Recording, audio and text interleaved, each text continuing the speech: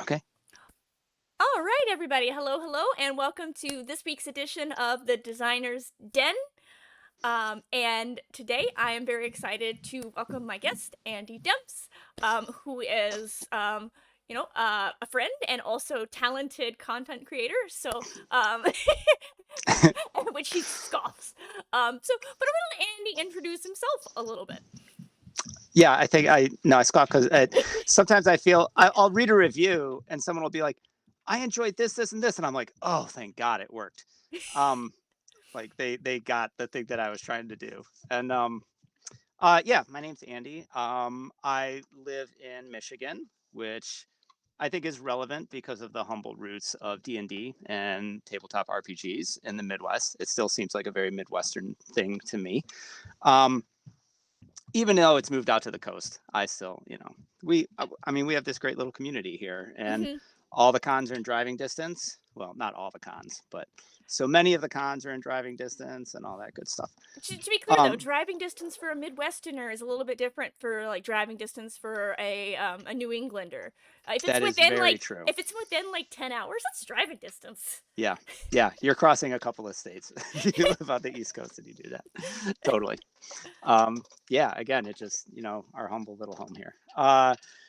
And I think I was I if my memory is correct, I think I was like 9 Hmm. when my mom handed me the D&D red box and was like, "Here, we thought this would be something you'd be into." And the kid down the street got one at the same time, so we spent the next couple of like our parents must have talked, and we spent the next couple of years making up ridiculous characters and one-shotting sleeping dragons and taking all the gold, and because gold was XP, and just Hmm. I found some of those character sheets and they're absurd. But I also have these great notebooks of um, designs and stuff. And one thing I realized was that even back then, when I was like 10 or 11 or 12 or whatever, I was looking at Dragon Magazine and I was copying the form. Hmm. So it might not, I mean, you don't judge a 12-year-old's dungeon very harshly, Nope. but like, I mean, I look at it now, I'm like, man, this is some wild stuff.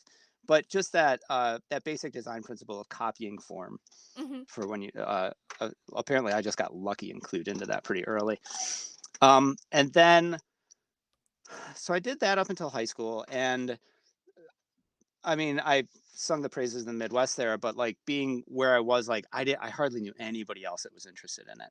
So it was a lot of the lonely fun D&D, like reading all the books myself or flipping through them on car drives and stuff. And then in got into music and other teenage things, sold an amount of stuff that I'll never probably get back in college.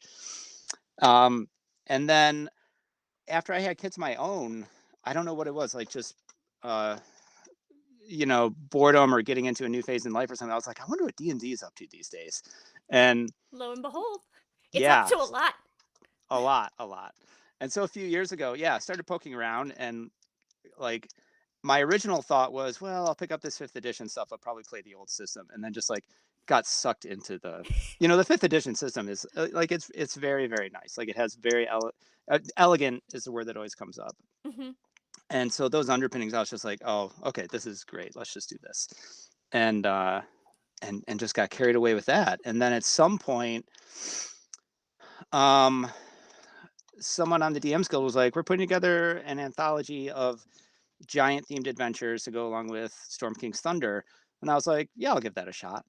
And wrote something, and it is Christian Eichhorn from Germany. And Okay. I wrote it. RP Davis edited it, um, which is cool because he is still totally kicking around doing lots of neat stuff. And he has a Kickstarter for a D6 based system called, Yes. yeah, which is uh, Spears and Spells. Shoot, I'm going to mix up the Spears second and S. spears and spells. I think that is right. Yeah. Or Um, it's Spears and an S word.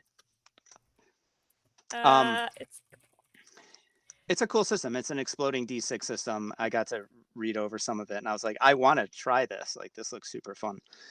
Um, so You yeah, he's are still out there. actually correct. It is spears and Yes, spells. good. I'll drop the link there. It's Indiegogo. Okay, thank you. And yeah, Christian Eichhorn did the layout. He used all public domain art, which is, and his stuff is gorgeous. I mean, he's using 19th century paintings, and they're clipping this section of an iceberg out of a painting and using it for the entire background, and the stuff looks great. That's something we can get into later with art and budget and things like that, and what you can do. Art and budget is a constant struggle as a content creator. Yeah. But yeah.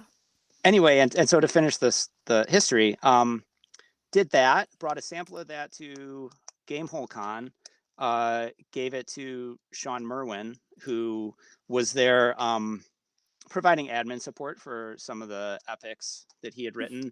And I, asked him questions like, how does this work? What did you mean to do here? Gave him that, and gave him to anybody else that would stand still. And I got back here. That's why I didn't get one. I don't stand still. I only saw you at the very last minute there when you were handing out the swag. Exactly. I don't stand still. That was the problem. Yeah, that must be. So, and he shot me a line, was like, hey, do you want to write a Moonshades adventure? And I said, yeah, I want to write a Moonshades adventure. And that's where it went from there. Yeah. So your first published thing on the DMs Guild, at least credited to you, was actually a Jeff Stevens production, Encounters on the Savage Seas. Yeah, that came along. Yeah. That was, let's see, 2019 May. So, I mean, much like many other people, you have stuff you did before that, but maybe it's just like credited to a bigger group or whatever. Yeah.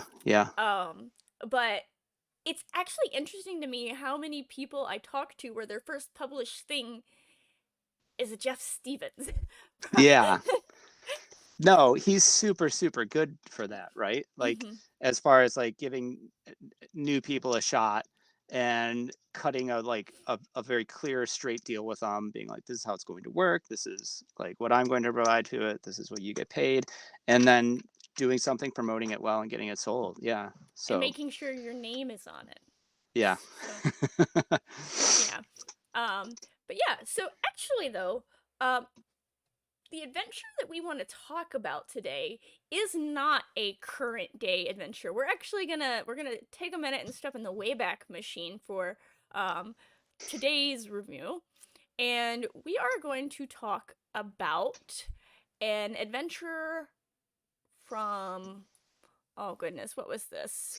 AD&D? Let's see. No, this was D&D. So the red D&D. blue box. Yeah, 1984. Yes, 1984. I've got it up on the screen too. I've got my Michigan moisture damage all over the cover and everything. So. Yeah, so Blade of Vengeance, which was an adventure that I had not heard of before Andy was like, I want to talk about this because I really like it. But, as I read into it, read the whole thing, bought it on Drive-Thru RPG because, don't pirate work. Yeah. And was like, man, this is really nice. It is a one-on-one scenario. Yeah, that's novel too. Which was not super common back then. And I think this was only the second one-on-one that TSR had published. They did that later. Thieves Challenge, Fighter Challenge, or was that WotC? I think that was still second edition. I don't know. Like I said, I dropped out for a bit, but yeah, there were only. I think that was still TSR. Yeah. So yeah, there were just a couple of them. So that was unusual too. I'm not the lore guru in the house. That's Alan, and he is not currently present to chime in. But yeah, so Blade of Vengeance is a one-on-one scenario for a mid-level elf player character. Yep. And very specific there. And well, because back then, like, an elf player character was like way different than like a dwarf player character. It was like, it's not just like the same as like nowadays, you choose your race and it maybe gives you a little ability bump or whatever. Like, it was drastically different. Although now, your race doesn't really affect your ability scores with the patches.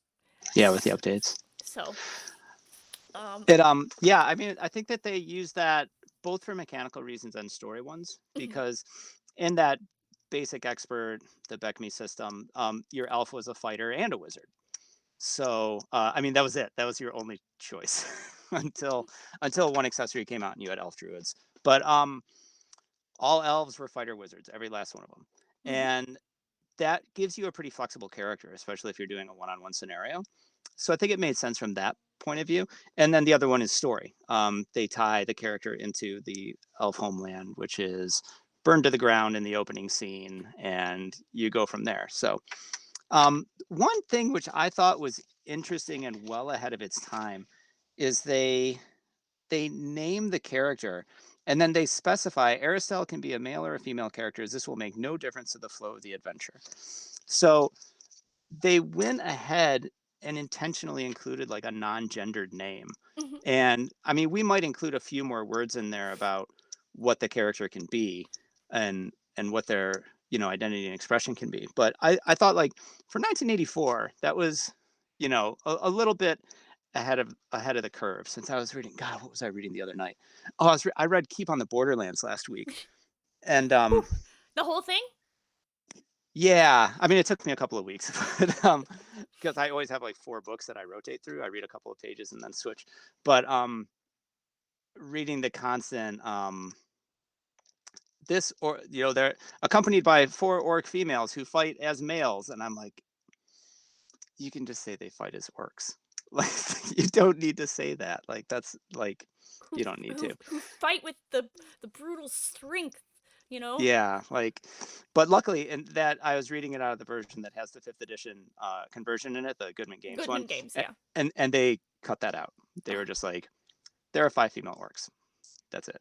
Like, no qualifications necessary. Five So female orcs and they're fighting. yeah, Yeah. we've come that far. So uh, anyway, okay, carry on. Yeah, so that's the character and their importance in Mhm. the module, mechanically and story wise. So, it's kind of an interesting one. It's not only is it of course combat, because combat was a fairly significant chunk of play then, but it's a wilderness quest. So you're going Yeah, through, you're finding all these things, you're trying to get vengeance on this dragon who killed your family, but that's not necessarily like the whole story. You have to find a way to bring back this elven hero of past, Galanor. And yeah. like that's kind of like this overarching thing that you've got going on as well. And so it makes it a very kind of dynamic adventure. Definitely. Yeah, I like that a lot. I like that a lot about it. You have the forest to explore as you go about completing the things you need to do the ritual to go to the fairy realm, where yeah, you'll meet Galenor and do the things there, and then come back fully armed to take on the dragon.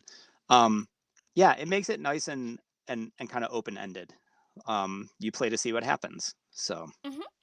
You play to see what happens. It gives you a lot of lovely locations with maps that were they were the color, as in the color that they did back then. So they were yeah, I believe it's just green.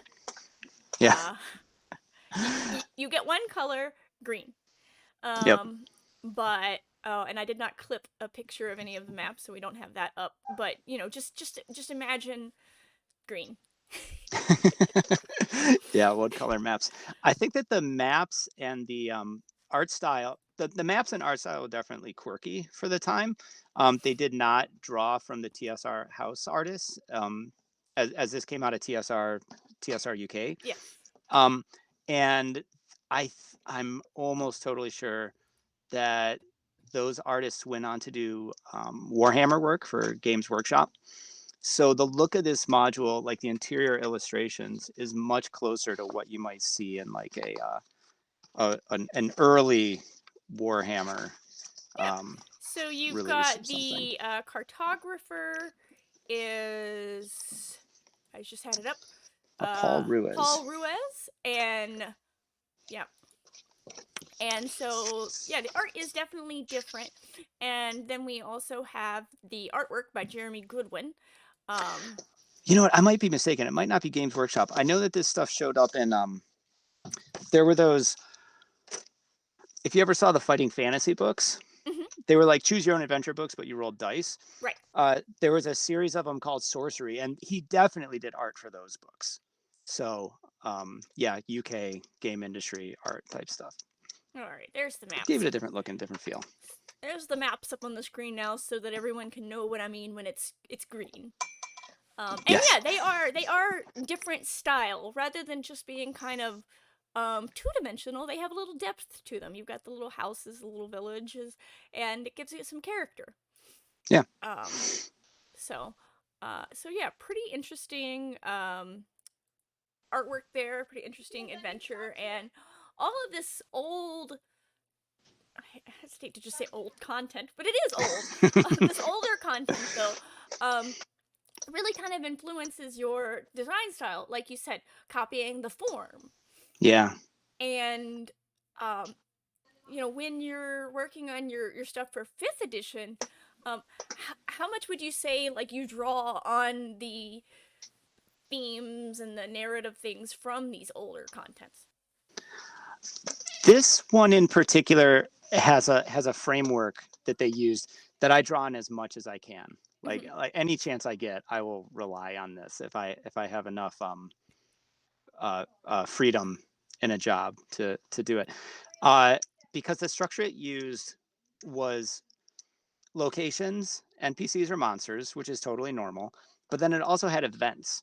So Hmm. every day or every couple of days, something happens, and it changes what's going. If you go to a location on this day, it's going to be different after the dragon attacks again. If you Hmm. go back 2 weeks later, and the wandering monster table changes as the days go on. Like the monsters get worse and worse.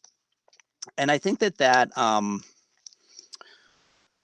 that structure provides, I think, a really, really good balance between emergent play and story. So the story goes on regardless of what you do. And it's just kind of, or what the players do. It's just that their part and their influence is then up to them. So they're not getting dragged along behind the train on the railroad. They can do whatever they want. They could spend a week in the halfling village, but the dragon is still continuing its conquest of the valley, and bad things are happening, and eventually it's going to come to the halfling village and bring the fight to them. Um, but I think it just, I think the real magic of D&D is playing and is being able to do anything, right? Right. Within certain constraints. And um, I've got someone crawling around behind me. Yeah. And um, and doing that, and then seeing how your actions affect the world, and seeing the world live on regardless of what you do or not. And if you can combine all of those in the right quantities, like, you get some really fantastic stuff. Yes.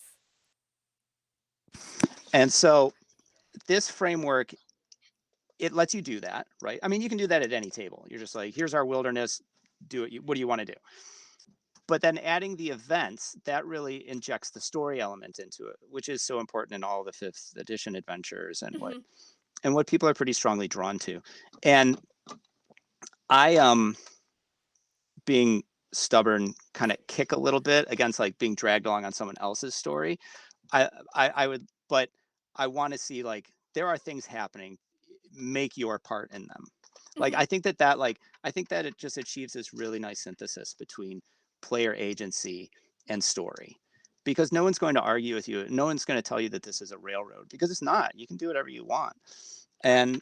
And I think that's largely been the case in most of the, published adventures from Wizards and stuff like that. Like, you can always derail it, and then it's up to the DM to adapt. Bless them. But um Yes. yeah, Most DMs are good. I just think it provides a nice structure for that sort of Hmm. stuff. It's just so well balanced, and it was such a clever innovation that seems like obvious in hindsight. But when I read it for the first time, I'm like, this is brilliant.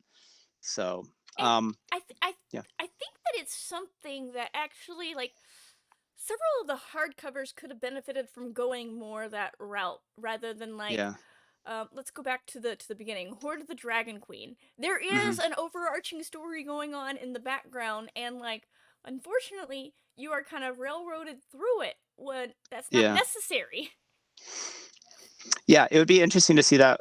I mean, you'd have to do like a top down kind of rewrite of it, but you could see how you could like rearrange it, and Hmm. then you'd have this whole expanse of the Sword Coast to wander, and while these things are happening in the background, like that could be really really cool. Yes, and I think some people probably to an extent already play it that way. Like I definitely had a group out of like the 12 groups I've run it for Wow. who I actually really enjoy that adventure. Yeah, yeah. And after a certain point, it's like, yeah, I'll run it again. I already know it all. No, I mean that's awesome. Like running modules over and over is so Um, can be so good. but I've had at least one group where they were just like, yeah, we know like doom and gloom and all is happening, but we want to set up a little farming commune here first, okay? Yeah, of course. Because our dear player here has fallen in love with the village merchant, and we want to start a little family here and get them all settled before we go on. And I'm like, okay, so how many weeks are you gonna spend here? Well, how long does it take to grow a crop? Well, Yeah. you see, it is currently fall. Bad news. But so the world, the devastation and all continued on amongst them, and by the time we got to the end of yeah, the end of Rise of Tiamat, things were heavily stacked against them. Oof. Yeah. I like the thing that I've always wanted. I mean, I look at every one of those things, and I'm not the only person who's ever had this idea. I know, like James Introcaso, I think ran this at the Indiana Castle or something. But like, what happens when you don't win at the end, and you're adventuring in the world where Tiamat rose and has laid waste to the land, or the demons have crawled out of the Underdark, and Or there's the Tarrasque have invaded. yeah, yeah, yeah. But there's always these great like what ifs at the end of those adventures of like, what if you fail? What next? And there's such cool possibilities there. Yeah, yeah. I um I did have a group that failed, and then we did Storm King's Thunder, and so like Oh we wow. started out with like the giants are pissed at you already. Yeah. Oh, that could be so cool. Like, how dare you? You could go so oh my gosh. You could get so massively epic with that one. Yeah. Um, Run it. they ended up befriending a bunch of giants though and earning a bunch of goodwill. Um, so they realized that like they fucked up. After their first meeting with the giant, they were like, so it turns out we might have, let their mortal enemy roam the earth, and in hindsight, probably a bad idea. Mistakes were made. It was like, yeah, yeah. That's Um, great. but yeah, so there's a lot of stuff you can do there. Well, so you have several adventures out. You've got 10 listed on the DM's Guild. Yeah. A couple of those, repeats for Fantasy Grounds versions, but you've written a number of 5th edition stuff now.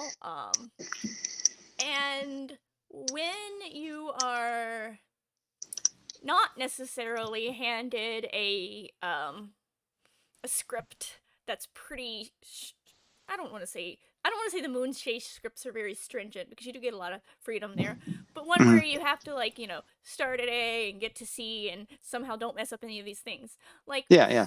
um where do you start with your adventure design? Do you start from like a theme, an encounter that you want to do, or When I get so if I get a more specific outline, Mhm. which is what like say the Oracle of War adventure I did was. Yes. Um, I mean the Moonchase ones come with outlines, but there's definitely some interpretation to be done after that because I'm like, what are they talking about? And um, There's some backstory I'm missing. yeah, well, it's more like they have these grand wild ideas, and I have to like realign my thinking to like catch up with that. Um, I because I think that like my strengths as a designer, like if somebody gives me the outline, I can build off that. And I think I'm decent with structural stuff, and I'm always trying to get better at it. As far as like just like raw, unbridled creativity, I mean, other people like I'm this very simple creature. I'm like, there's goblins. Whereas other people are like, the goblins are eating purple raspberries and they're making them grow giant size and shoot lightning bolts. I'm like, what?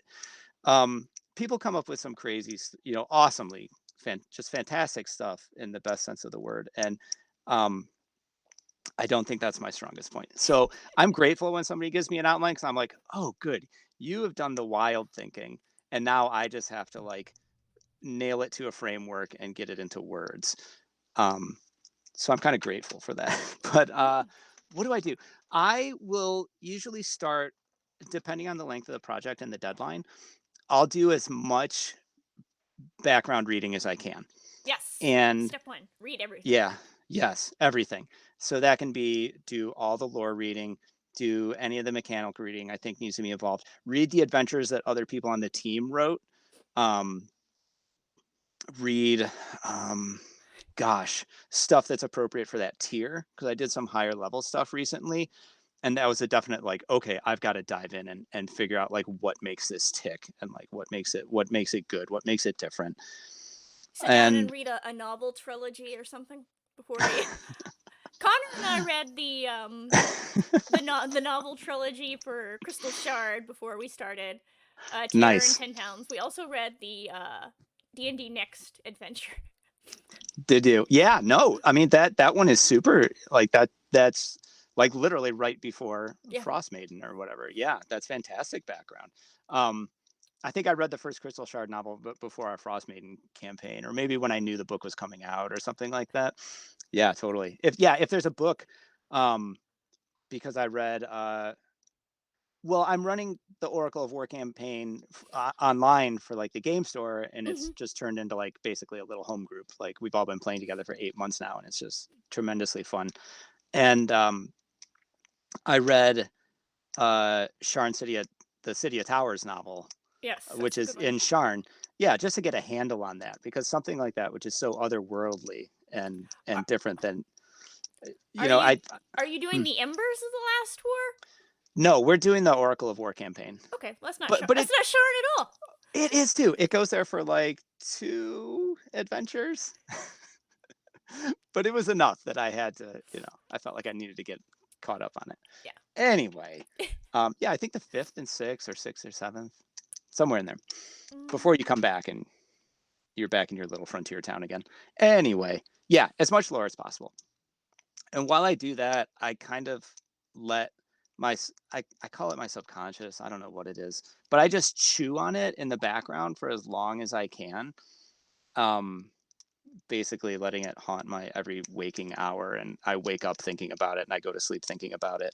And then usually after a couple of weeks, I have better ideas than I would have had at the beginning.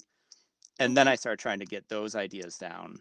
And the formula from there that I found works the best is I scribble out a half page or a page of notes and I run a playtest based on that, and then go back and write it out. Okay.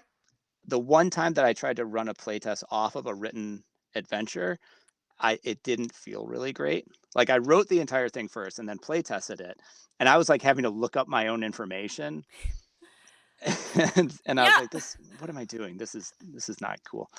No, I know how Um, that goes.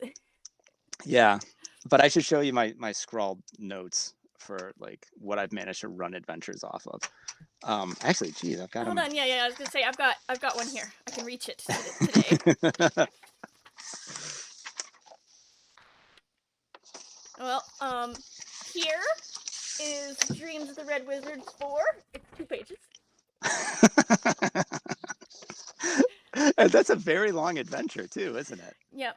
And then here's a 2-hour adventure that I wrote, complete with all the stat blocks in here. See, that's amazing. I mean, I love that. Yeah. And it's true though, right? Like you can look at it and you can run the entire thing off of that.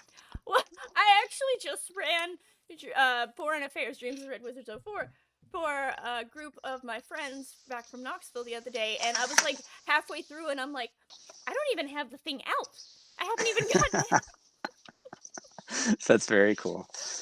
This this was I mean, this was a recent project, and this is like this is a good scribbly page with my weird boxes and stuff like that, Oh and yeah.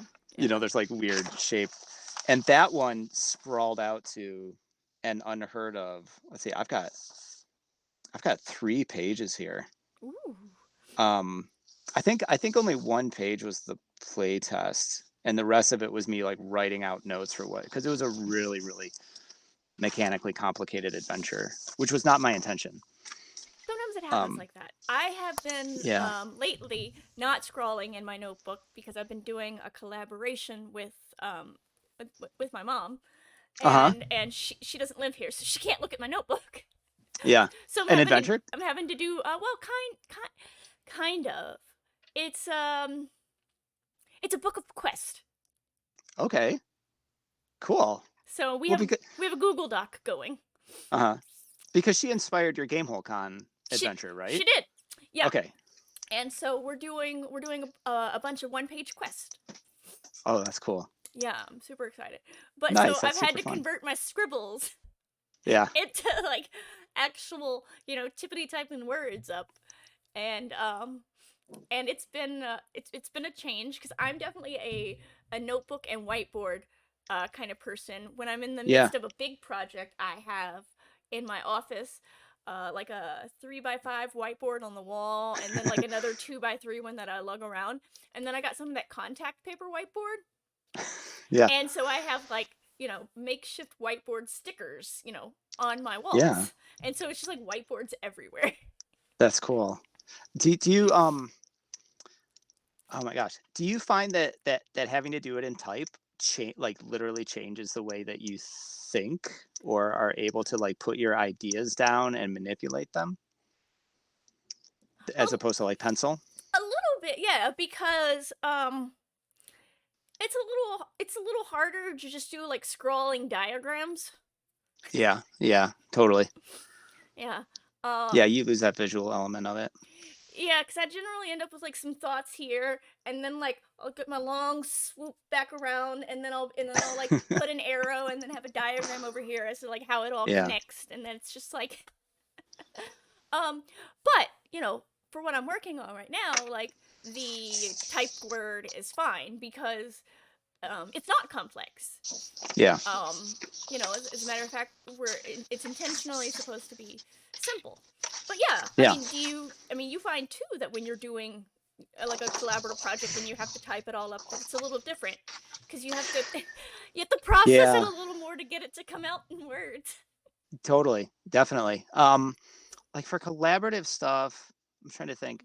Um uh at the first Winter Fantasy I went to, so I had written that Moon 7-2, and that premiered at Winter Fantasy, and I wanted to DM it, but I'd never DM'd for Baldman before, and it was an XP track adventure at the premiere, so I couldn't DM it, and so I was like, well, so I signed up to play it, and so I signed up to play it, and I DM'd some other stuff, and I met Emily Harmon, who was one of the other players in my group, and I mean that was just fantastic because they're just great and one of my favorite people, and a sharp designer and a fantastic project lead.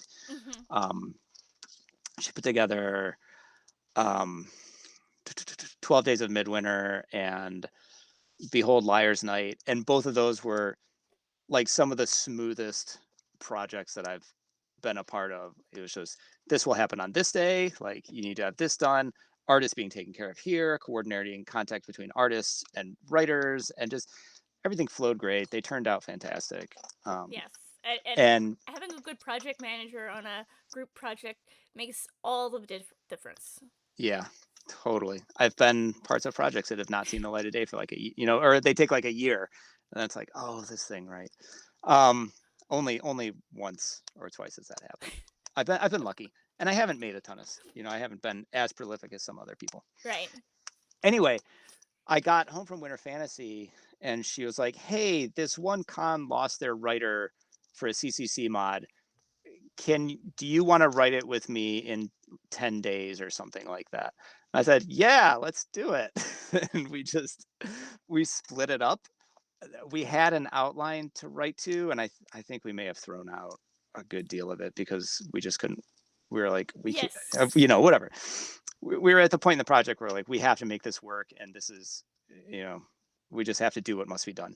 And I think that was the one cool thing that I liked about the season 8 format, which doesn't work for every adventure, but the bonus objectives, um, that formatting, letting you write like a 2-hour main chunk and then 2 1-hour optional chunks. Like I thought that was actually like pretty cool, but I can also see how I hated it. that's fair. That is fair. One of them. Yeah, yeah. Uh, I mean, that's totally fair. Like I as a DM and for the limited designing I did with that format, I mostly liked it. I mean, there were definitely like some, but I can see that that's totally not something that works for every adventure at right. all. Not a bit. When it does work, it's pretty neat. In so we just split it up by parts. I think, gosh, I can't remember. Maybe I wrote the core of the adventure and she wrote the bonus objectives, but we did it. We made sure that our parts were gonna would sync up together, but then there didn't have to be extensive collaboration, and it worked. It just Right. worked really well. And yeah, no, that Um, would work. That would work great when you're trying to do that because they're loosely connected. Um, yeah, my yeah, my problem with them all was getting something to where the bonus objectives were like relevant yeah, and like you felt like it was something you needed to do, but while it not being something, if it did get left out, that you missed a chunk of the story. yeah, totally. Uh, the ones I'm getting ready to run the Moon 10 trilogy at the next virtual D&D weekend, and the first one that I've read, the bonus objectives are you have to run messages to the Fae to let them know that bad things are going to be happening, and so the bonus objectives are there's more Fae. Like you have more stuff to do, and you can do it in the order that you want. So something like that has a pretty easy structure to integrate it into. Mhm. I can totally see that if you're doing something which is more, Time travel. yeah, time travel always makes things more complicated. That was me. I very much, We're yeah, gonna we're time gonna travel. time travel back to the Shun Empire, which nobody in fifth edition knows anything about. You've got a 2-hour Yeah, story to tell. that's rough. Totally. And that's totally a case where, yeah, oh my gosh. Like you have so much to convey. You have to make it work in 2 hours, but then you have to have these hour things that will work too. And that's putting a heavy, heavy load on the designer. Yep. And you have to explain the time travel, kind of, but don't explain it. But you know what? Just don't explain it at all, and just leave it a complete mystery as to what's happening. Yeah. Get a little wibbly wobbly. It'll be, Wibbly wobbly. yeah. But no, you know, I'm griping, but it was actually a super fun adventure to do, and going back and having the amount of research on lore Yeah. that I did for that. Um, I could have written a couple of novels about the Shun Empire after I was done. The man, that's been such a relief. I mean, whew. Should we talk world building for a quick second? Yeah.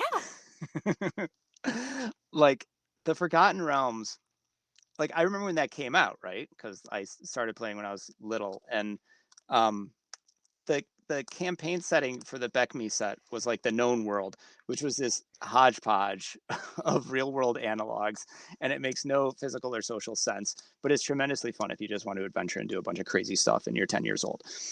Um, and then they came out with these great gazetteers to make sense of it all. And then they decided, that CSR had their falling out with Gaiax, and they said we need a proper home for AD&D. And Ed Greenwood had been doing all of his dragon writing. They said, let's do the Forgotten Realms because it's this massively detailed setting. Oh yes, yes. There's And so much to it. and that's the thing is, I think so. When I started DMing in fifth edition and everything was set there, I was like, I don't know what anything is, and it goes so deep. And there's like 1,500 years of history, and like what, and you get afraid of like taking a step and breaking the wrong twig. And And it took me a while to realize, and you can't do this when you're writing official work, but when you're doing your home game, you can do whatever you want. Like, take this stuff, take as much of it as you want, throw away whatever you want. Like, I mean, it's okay. You're allowed to. technically you could do whatever you want in an official one too. It's just at the Yeah. end you got to be like, and you wake up. Yeah, right. I mean, the history of yeah, official stuff, like the way that the companion wound up in El Terrell as a typo, it's like one of my favorite things in D&D. It was supposed to be somewhere else, and then somebody wrote the wrong city, and poof, there it was. Um, I think anyway.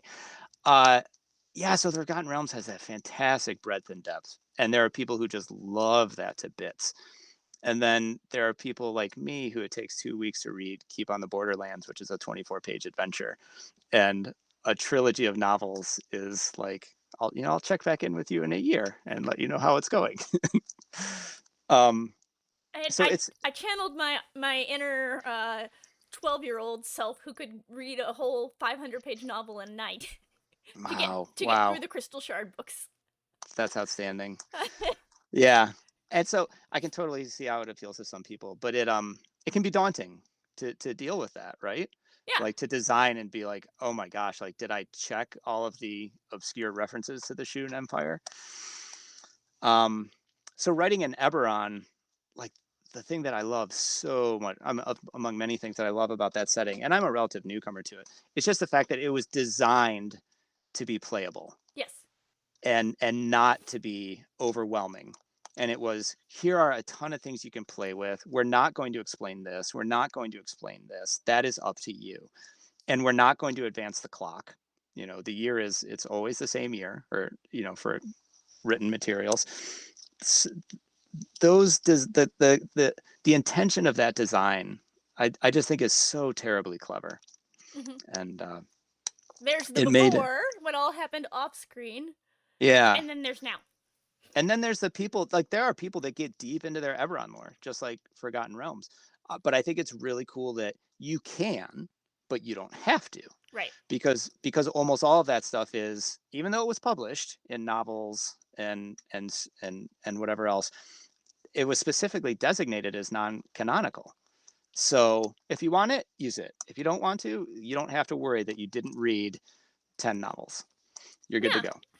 Just dive You in, the do some cause stuff. the cause of the morning can be whatever you want it to be. Yeah. What's out in the demon waste is whatever you want to be out there. Yeah. And we'll give you some seeds and some leads, and then it's up to you. Yeah.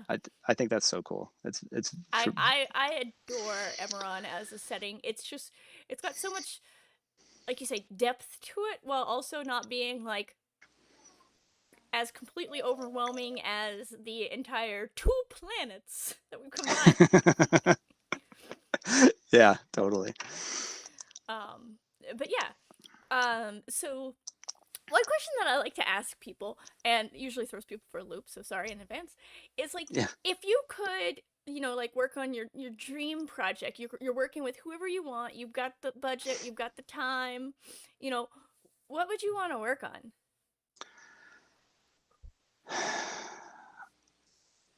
I know. I mean, probably right. Everyone always has their idea that they're always kicking around in their back of their head that Mm-hmm. they're going to get to doing. And my kind of solo project, and I want to see it to fruition, like I want to do it, is to write a very small setting. It's just going to be like a city, a small town on a cliff, and everything that's underneath it in the cliff, and then there's going to be a forest and mountains. So you've got this very small little thing. It's isolated but connected to the world by a river. But more importantly, in the design, what I want to do is everything, every element, every location, every NPC is connected either loosely or directly to three other things. Okay. So if you go into a room in a dungeon, there's going to be three things, which whether that is a monster, a trap, a magic pool to drink from, Don't a do tra- that. there always drink from the magic pool. There's always going to be three things to do. So not to overload it, but just to give it like lots of stuff, and then connect as much of it as possible. So you find the ring in the treasure chest. Well, the ring belongs to this person. They want it back. It was stolen by another person. And not to make these links overwhelming, but just to make this kind of like very internally cross-referenced world where lots of things are connected to each other. And so if you find that ring and you show it to somebody, that might lead you to something else that you didn't even originally anticipate getting involved I feel like you're gonna end up with a wall with all the push pins where you've got the in. strings going. Um, That's it. Yeah, 100%. It's I mean, I think it's something which would have to be written on spreadsheet, and I don't know if I could bring myself to do that. But no, um you have to get a whole corkboard wall to do it properly. yeah. But So yeah. there's that. And then as far as who I would want to work with, um there are people that I've been like really fortunate to work with in on some of these teams like I mean gosh, like I've been really really really really lucky with who I've gotten to work with. Uh but in particular, uh, my friend Justine Vandermeer and Mhm. Savannah Houston McIntyre, the two of them, I've gotten to write with Savannah as a trilogy lead and editor, and that was cool. But I still, the two of them, I would love to work more closely with just as a learning experience because they've written some like fantastically atmospheric and emotionally story driven adventures in the Moonchase series. And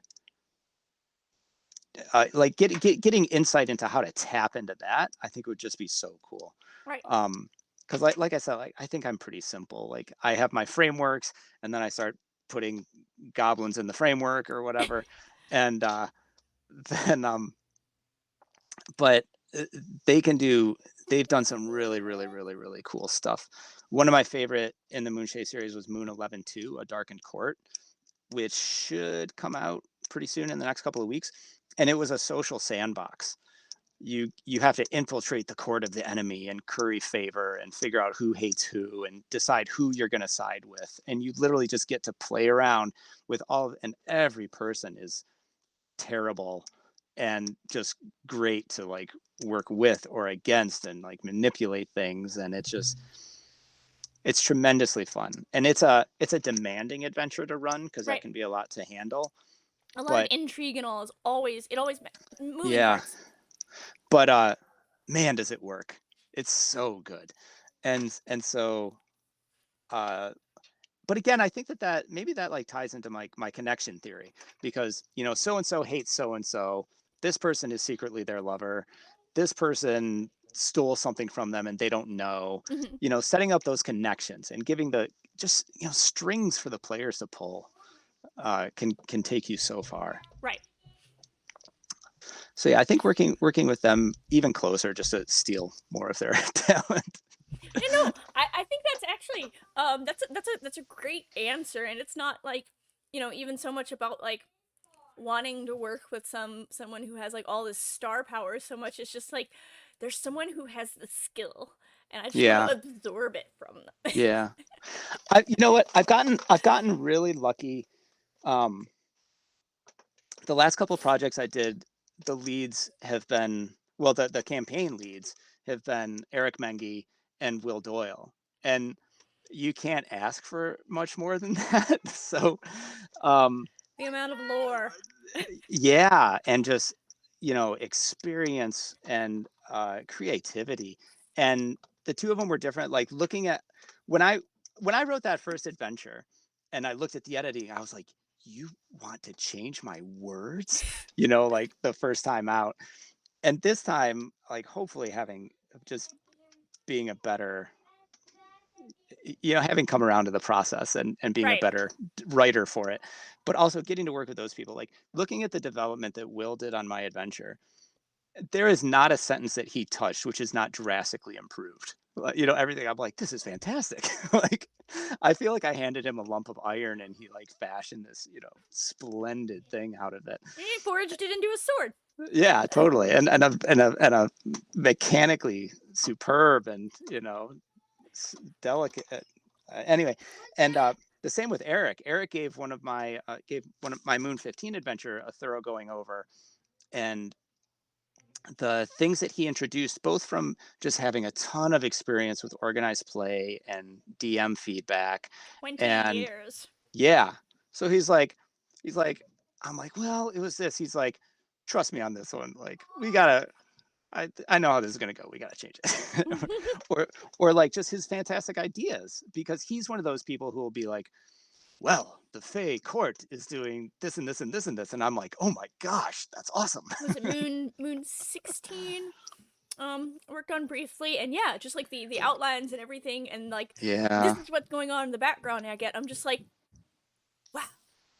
yeah. I think that his corkboard is like a nebula. You know, it's like these constellations, and it's fantastic You know, colors, and apparently he doesn't have a corkboard. I did a segment with him for the Baldwin HQ show, and he's just like, yeah, it's just it just lives rent free. yeah. I'm sure.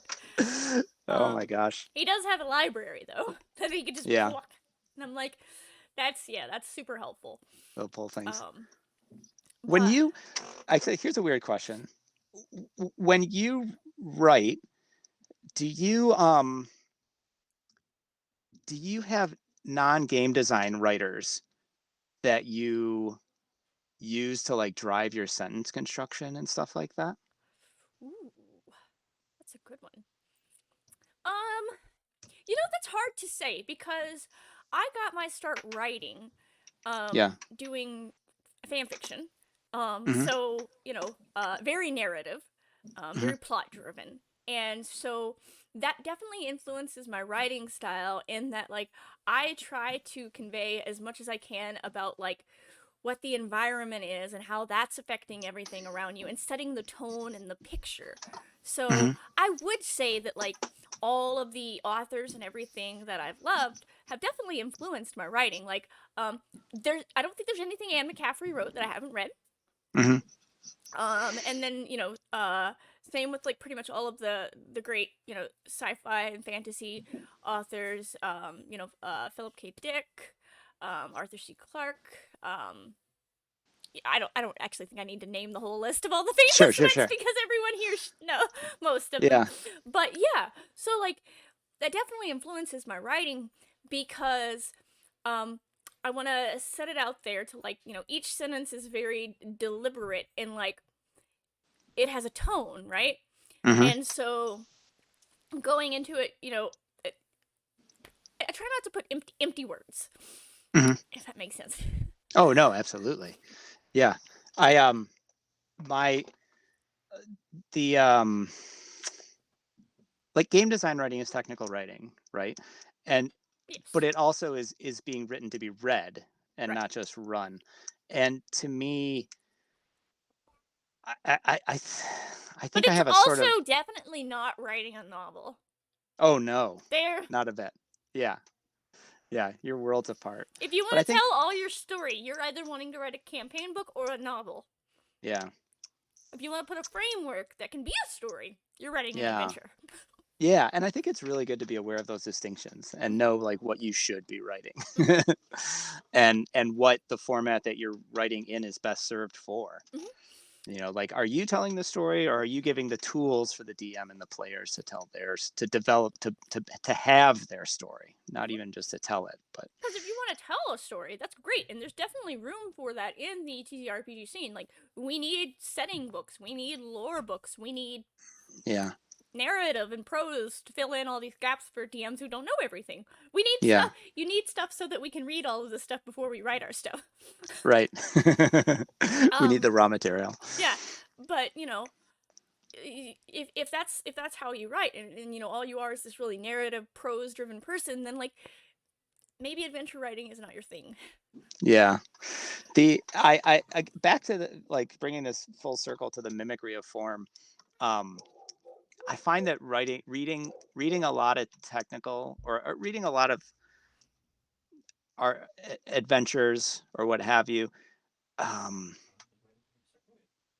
it's hard for me to find my voice in that, or the voice that I want to write in.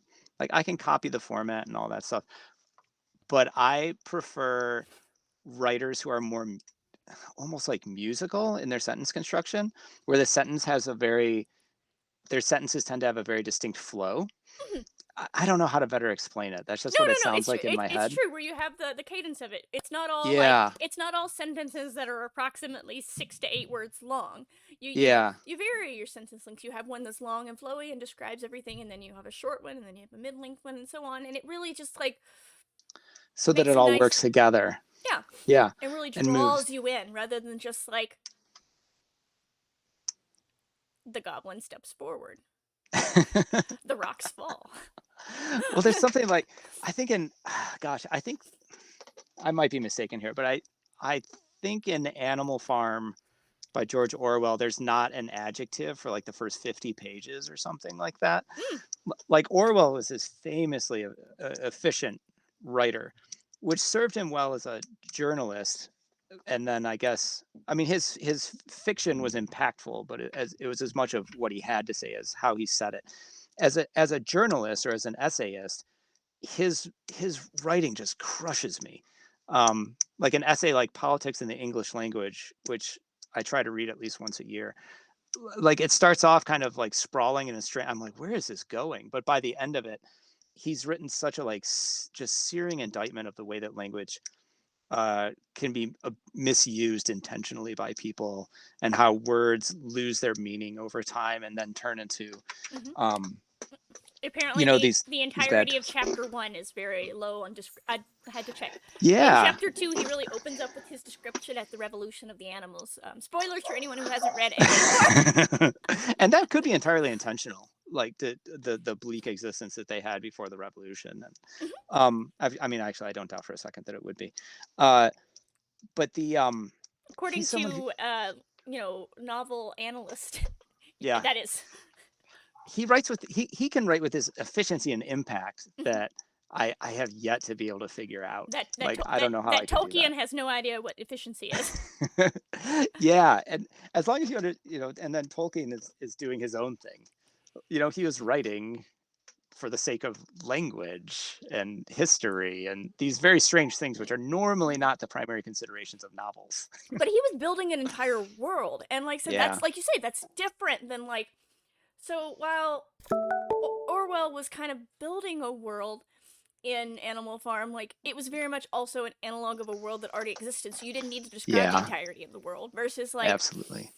Middle Earth is nothing like Yeah, Earth. yeah, yeah. So I think that purpose in writing is just fascinating. Mhm. So it's yeah, it's fun to hear just how people approach their words. Um, I don't know. I take a lot of interest in that. So it's not all just frameworks and welding goblins onto them, but also like I think I think I think I do that just for my own. That's the personal satisfaction that I find in it is one being able to provide a good set of tools, and then when somebody says I did this and it worked, I ran this adventure and it worked. I'm like, oh, thank goodness. Okay, I accomplished that. And then for my own entertainment, I Right. put in my little the flow of the stream of words. That's Oh, just for my own amusement if no one else notices. alrighty. Well, we are. God, I could talk about this all day, but we are unfortunately Yeah, it's fun. at the end of the hour. Do you have any projects that you want to promote that are upcoming, ongoing, and then where can everyone find you on social media? um Gosh, there's an upcoming one. I hate to do this because people do this, and it bugs me. There's an upcoming one that I don't. There's something coming down the line that I'm very excited about. But you So I'll can't talk just say about it that. yet. Probably, I don't know if I can't. I just feel like I shouldn't. That I was just tremendously privileged to get to be a part of, and I'm just so pleased. And I can't wait to see how it gets developed and what comes of it. Um, no, Moon 15 will be coming along at some point, and that will be really cool to see. You know, the I mean, it was so collaborative We're gonna have with Eric and Savannah's. Moon 10 through 14 out by the end of this month or the middle of next. Yeah, and man, there's some good stuff in there. Mm-hmm. Oh man, that's yeah. Gosh, the whole Moon Chase campaign. I really, more people should tap into that and realize like just what a wealth has been created there. Um, Well, you my can start with Moon 1-1 at Maydays Yeah, coming later this month. yes. Yeah, Somebody started at the beginning. cool, good. Uh, and upcoming. Yeah, so Moon 15 is coming. That one's pretty neat. And that one I tried to make a wilderness environment for you to explore and poke around and approach as you will until the problems spiral out of control and then you're fleeing for your life. So, and Eric came up with a fantastic idea for the ending that changed. I'm like, oh, this is so much better. Mm-hmm. Like, he's like, what if this happens? I'm like, that should always happen. Yes, without a doubt. Um, without giving it, oh, I want to give it away. No, I no, think, everybody's gotta play it. Everybody's gotta play it. yeah, It's no, so good. you know what's worth commenting on is that I something I only realized recently was that so much of my drive to write, especially for like organized play, was not to be in the spotlight and not to get paid for it, not to, but it was more to be a part of something. Right, the And community. yeah, and organized play is so good for that. Like you DM at cons, you meet people, you start writing things, and you can literally be a part of something. And the DM's Guild is great for that too. Like there's some fantastic creator circles that exist in that. And I think that just being part of something is, especially these days, like it's so important to feel that Right. and and to recognize the value of it. So that's why I say for like any of the projects that I've gotten to take a part of, like it's just been, such a wonderful privilege. And it's just to get to like literally like to be a part of the Oracle of War campaign when I've been like running it. I'm like, are you serious? You're like, yeah, I'd love to help with this. And like, You're like a kid in a candy store when they invited you on. oh, absolutely. I'm just like, what do you need? Like, you need this in 3 weeks? Yes, I'll do it. That Um, was me when I got asked, like, Dreams of the Red Wizard. I was like, pick up after Storm King's Thunder? Yes, yes. I love it. totally. I'm Oh in. my gosh. Yeah. Yeah. More people need to know about that campaign too. There's so much good stuff going on right now. And there's more to So come. much. More to Yeah. come. Yeah. And so that's what I think like as a final note, I would just say that like, if you want to get involved with things, like take your time, volunteer, like be a part of these things and like just let things unfold and you'll find that, and it's tremendously satisfying. And there's so many nice people. It's ridiculous. Yes. So Yeah, just, put yourself out there. Like, the community's great. They're helpful. yeah. I mean, I, I, I say nice things about them every week, so at this point, you all have to know that like I thoroughly enjoy the D&D community, the creator community, the organized play community. Yeah. It's a bit my chosen family. Like we kind of joke about how Winter Fantasy every year is the Baldwin Games family reunion, but it really Yeah. is. Like you see people there, and like you, you just have that sense of belonging. Yeah. Um, and so that's nice. But yeah, so Andy, where can everyone find you on social Oh media? yeah. Um I what do I use? I think I don't use Facebook very much. I haven't for a while. That was from the election 5 years ago, and I was just like, I just gotta go. You're Like on I can't do Twitter. That's this. pretty much Yeah, I'm on Twitter at Andy Dempz, DEMPZ. Um, and yeah, that pretty much will do it. on So, and I'm Twitter. around. Yep, I on DM when I Twitter, can. and then I've got a link to on my website with all my show guests to all of Andy's published works on the DM's Guild if you want to pick those up there. So, um, you know, and I guess if you want to chat game design and sentence structure, hit him up on Twitter. Yeah, if you pick up the Oracle of War adventure I wrote, it comes with a song. Oh, Did I not? Oh my god! If you haven't heard it, I'll have to send it to you. It's hilarious. yeah. When there's songs and things, we have to get someone to sing them. Like we got James Introcaso to sing the song Yeah. from Dragon Heist. Oh Um, no, I recorded it. yeah. It comes Oh, with an MP3. oh, there's a song. Okay, yeah, no, I'm gonna have to hear. Um, yes. But That was fun. anyways, thank you so much for tuning in, everybody. Thank This has you. been and thank you, Andy, for being on the show. Um, as usual, you can find me each week, every Sunday at 4 p.m. Central Time. And I have some very exciting guests coming up. Let me move this over here instead of covering up my thing. So we've got Alex Clippinger upcoming, Eric Garner, Alan Tucker, Allison Wang, Sadie Laurie, Josh Simmons, Steve Pankotai, Kat Evans, Latia Jaquise, and Steven the Bad DM. So we got quite the guest list upcoming. Super excited to Wow. chat with everyone. And if you have any comments, suggestions, feedback, whatever about the show, hit me up on social media at Jenny Loveday on all of the relevant things. And you can find my show notes, more like a guest list with a bunch of links on my website, jennyloveday.com. Cool. Yeah. Thank you. So that's it for this. You can find me. Well, not me. I'm me in the background. But tomorrow night, I'll be back on this channel at 9:30 Eastern, 8:30 Central with Jeff Stevens for Jeff Talks RPGs episode 6, lessons learned from Kickstarters. So I'm That will be excited cool. to be a fly on the wall for that one. Yeah. But that is it for this episode. So until next time, bye everyone.